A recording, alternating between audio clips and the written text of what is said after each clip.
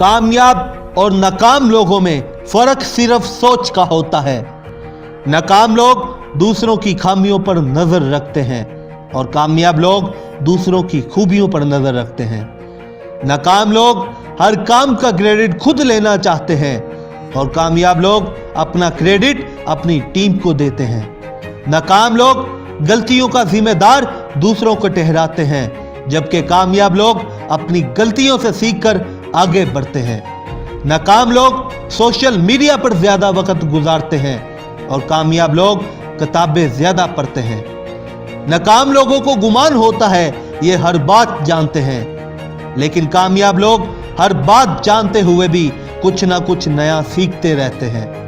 नाकाम लोग दूसरों से हसद करते हैं और कामयाब लोग अपने आइडियाज पर फोकस करके इनको इग्नोर करते हैं। नाकाम लोग दिल ही दिल में दूसरों की नाकामी चाहते हैं और कामयाब लोग दूसरों को कामयाब होते देखकर खुश होते हैं। नाकाम लोग अपने मुखालिफिन से बदला लेने के लिए हर वक्त हसरत दिल में रखते हैं और कामयाब लोग दूसरों को माफ करके अपनी सारी कोशिश अपनी कामयाबी में लगा देते हैं। कामयाब और नाकाम लोगों में फर्क सिर्फ सोच का होता है।